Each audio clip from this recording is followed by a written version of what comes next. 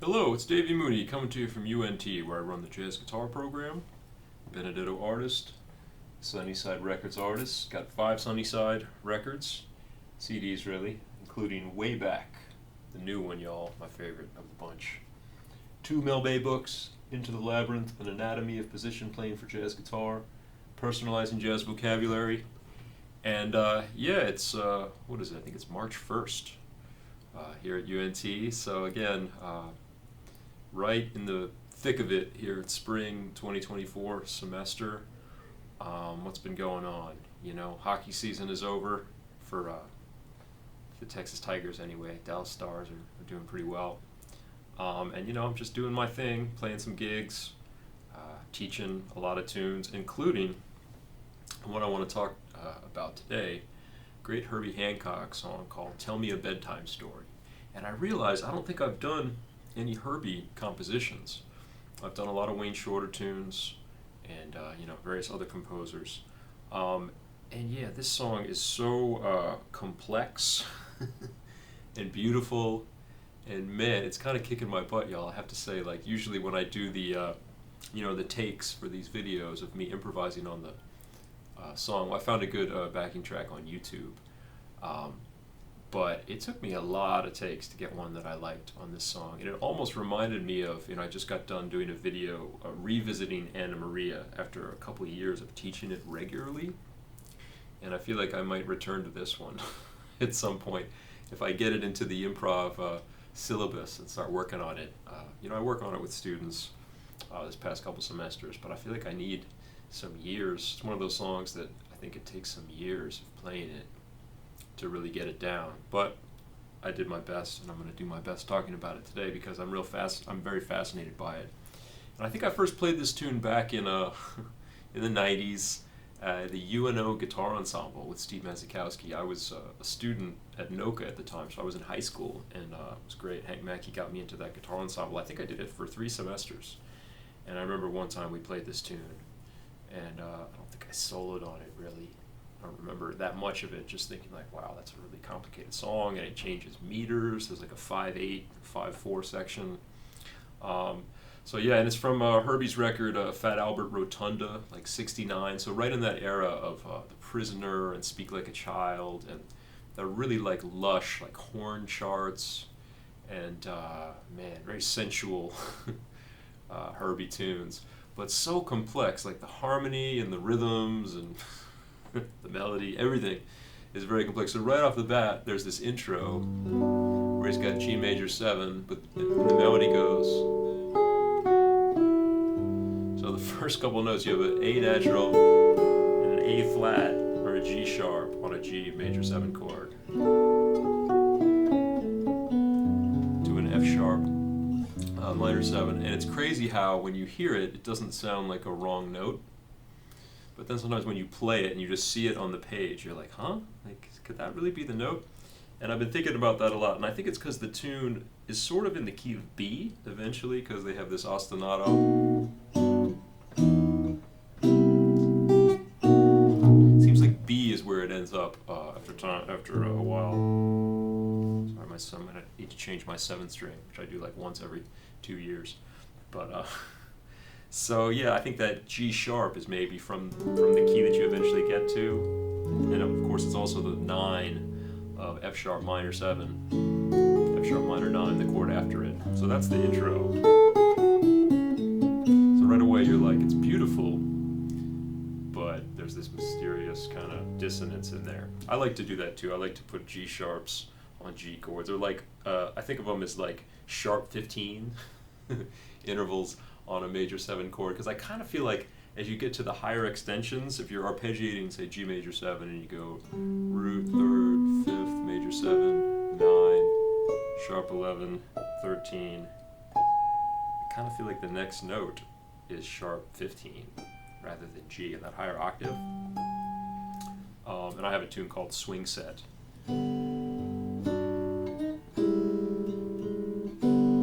where I try to get away with the same kind of thing. But anyway, that's just the intro. And then it hangs on F sharp minor 7. There's kind of either a 5/4 bar or it's a fermata. I don't know what the original music they were looking at looked like, but you have this like 1, 2, tune itself proper starts like you have G major 7 to F sharp minor 7, G major 7, sharp 11, F sharp minor 7, C major 7, or C Lydian. Then you have this.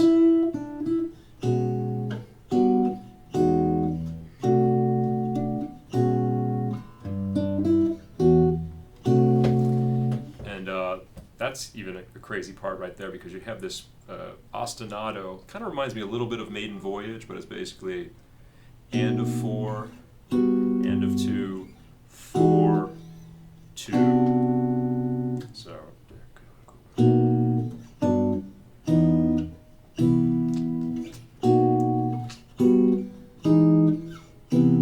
the melody, you have that F sharp at the top. The first, it happens twice in this part of the song. So you have like F sharp, it matches the rhythm, and then the second time the rhythm doesn't match the hits. So it's kind of like tricky to play if you're playing, say, guitar trio or guitar duo with your student. You have to tell them, don't go with me when I play the melody, and I won't go with you when you play the melody there. And I found some other versions where maybe that's a little bit less rhythmically dissonant. What? I don't know. I was trying to think of a term to describe it. Like, they don't necessarily follow that exactly. Maybe they make the hits line up with the melody a little bit more. I'm trying to think. I was just listening to a bunch of versions. Once you go into streaming services, you realize there's this long list of recordings of this song, whereas, in my era, there was like you had a CD or something, or a tape, and you weren't aware of like every single version that ever happened. But like, for instance, Robert Glasper's version is really nice from Art Science. It's really cool. He's got like the vocoder, kind of like reference to a little later Herbie in the 70s. It's really cool with lyrics, and it really gets the vibe, and Glasper takes a great solo on the song. Also, finger painting, Christian McBride and Mark Whitfield, and Nicholas Payton's on that album, but he's not on this track. And man, that's intense, because they do such a real like clean sound version of it. They don't have any of the like reverbs and Fender Rhodes vibe, and they hit it too. They improvise. I feel like Whitfield improvises on the first half and McBride on the second half. But anyway, so that's the first part of the song. You got G major 7, sharp 11. The melody's real bluesy with those crazy harmonies.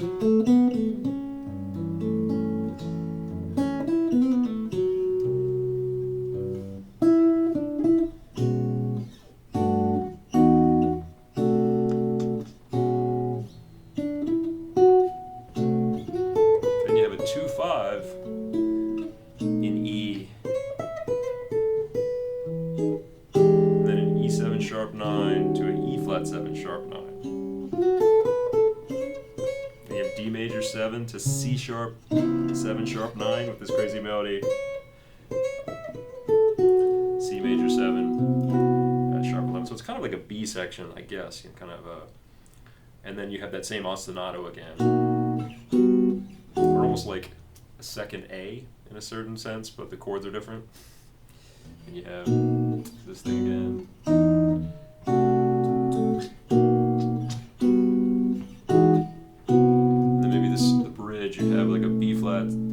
A B7 sus, and then an A7 sus that sometimes kind of hits on 4. It's a little bit unclear. And at one point in Herbie solo, he makes it a B Phrygian.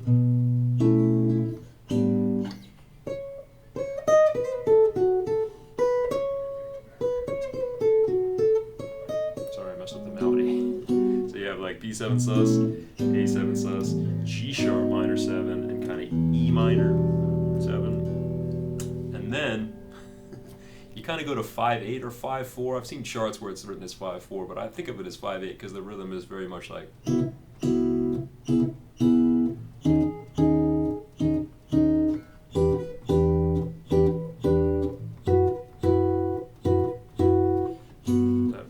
1 2 1 2 3 1 2 1 2 3 1 2 1 2 3, like 2 measures of 5/8. But I mean, depends on how you want to write it out, But it's like D flat minor 11, kind of E flat minor 11. So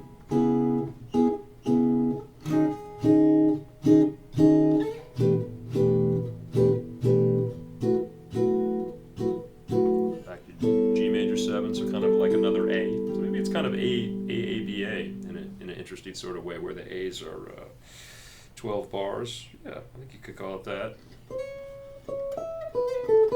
Sharp minor 7. Now you have a 2-5 to D. C major 7 again. And then the ostinato thing.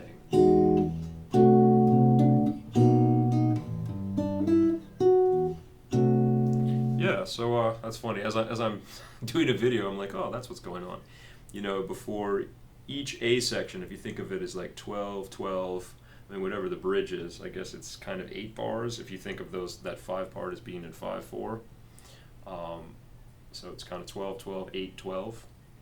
And each of the 12 bar sections ends with that 4 bar, a 2 bar ostinato twice, with a C major 7 before it, and there's just various approaches to that C major 7. And then, you know, Herbie blows on it a little bit.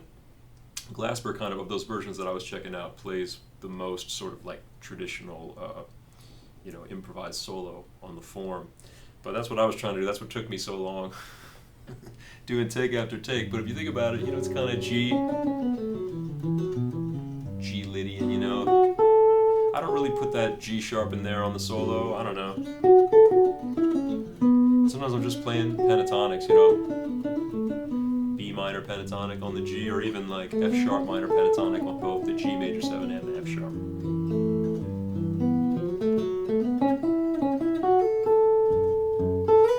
And the C major 7, that's Lydian too. You can kind of make it B minor 7, B minor pentatonic. And so then this series of chords, we have B major 7, G major 7, E major 7, C major, E. Those 4 chords, B major 7, G major 7, E major 7, C major 7, with F sharp in the top and all of them, so it's kind of like B major 7, G major 7, E major 7, C major 7, sharp 11. I spent a lot of time trying to figure out how to treat that, especially like improvising over the ostinato as well, which is so the chords come in at interesting beats. And I think what I settled on through all the takes of the song is kind of like B major triad kind of sound, B minor triad, B major triad, B minor triad. So kind of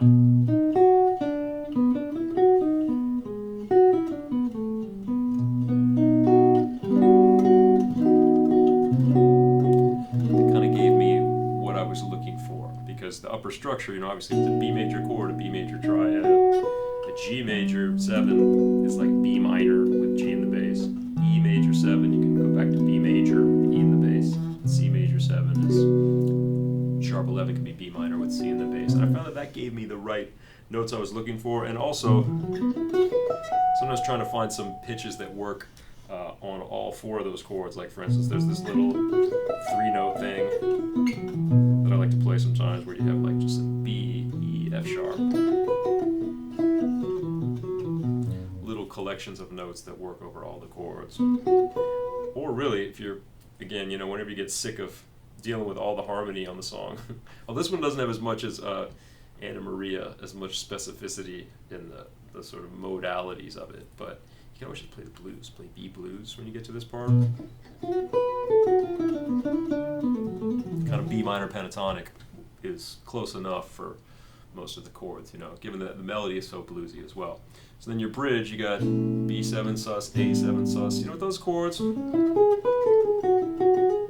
me, like, I tell my students, talking about, you know, modes, and that, to me, Mixolydian is really that sound on those Herbie songs where you have a dominant 7 sus chord. So I definitely play, I don't avoid a major third just because it's a sus chord. To me, it's kind of like a chord that has the third and the perfect fourth in it. Kind of like the maiden voyage chords, you know. Same vibe there. So B7 sus, playing B Mixolydian. A7 sus, I'm playing A Mixolydian. And this G sharp minor 7, I guess I'm kind of playing it. I don't know if I play an E natural or an E sharp. I don't know if I don't know. I'll have to get back to me on that one, but it's definitely like I feel like it's the G sharp has got a ninth, like an A sharp. Then a G major 7, sharp 11, or sorry, E minor 7. Same deal, E Dorian. Then you have this. You gotta suddenly switch to 5/8. And luckily I have a fair amount of experience with 5 at least. So I can just play. I treat all those chords as like Dorian sounds, you know. D flat minor 11, just a parallel harmonic structure moving up. D flat minor 11, E flat minor 11, E minor 11, F sharp minor 11. Then we got the last A, G sharp major 7 sharp 11 again to F sharp minor 7, then a 2/5 to D. You know, I realized I kind of skipped the second A, didn't I? But I'll go back to the second A. But you have after the bridge, you have a 2/5 in D major, then a C major 7 sharp 11. So that's not that bad. You know, 2/5 to D, C major 7 going to B, then you have that ostinato again. So yeah, somehow I got excuse me y'all, I got discombobulated there and went from the first A to the bridge. So the second A starts with a 2/5 in E. And then you have this E7 sharp 9 to E flat 7 sharp 9 to D major 7. And so I try not to always like play on those chords so literally, you know. That's one of those sort of booby traps for me in my my improvising and my psychology. Like sometimes if I see a chord, and that was something about when I was doing so many takes of this song, it's like I knew the chords were coming and I wanted to hit all of them, and then I'd listen back and I was like, why did you play that chord? You know, that was the place to just either generalize or just chill and not feel like you have to show that you can play every chord. And I've outgrown that to a significant extent, but it's still there, y'all. And it's part of me that I have to deal with now and again. But so, and to me, the E flat 7 sharp 9 going to D, I wouldn't think of that as like an E flat 7 sharp 9 super Locrian. Like I'm not going to go and play E melodic minor or anything like that. I kind of just think of it as like an A7 really. I guess there's an E flat in it to a certain extent, but I don't even necessarily play that. Or I'm thinking more triadically. I might just play like an E flat dominant 7 or an A dominant 7. But I think in most places I'm going, I get to the E major. That's the sort of shape or grip that I'm getting for the E flat 7 and then D major 7. Then you have a C sharp 7 sharp 9, which I do think, if you want, you could make more of like a super Locrian jazz school sound. So D melodic minor, or just like kind of, you could play C sharp augmented to C major 7, sharp 11 to the ostinato again. So yeah, so again, that second A.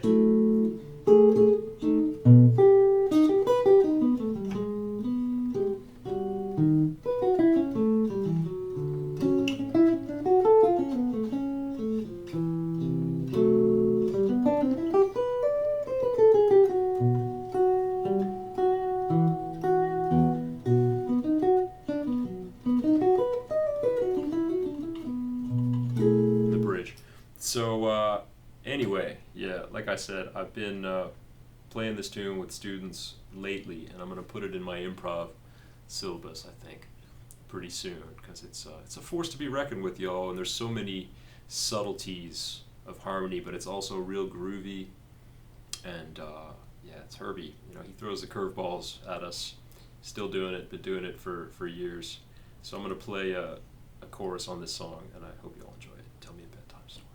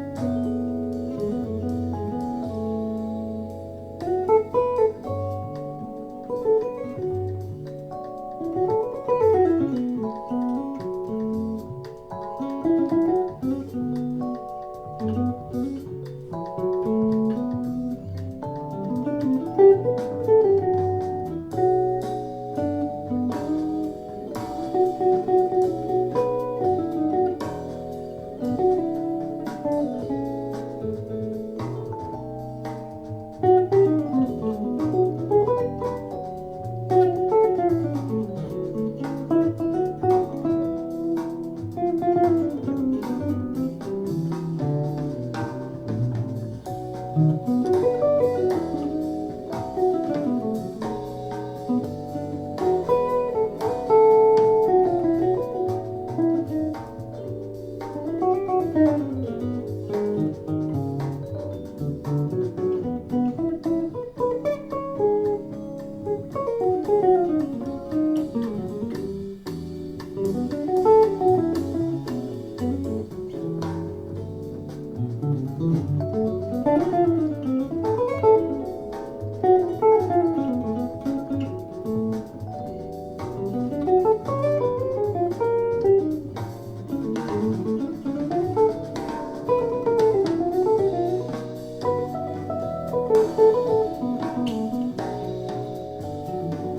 you.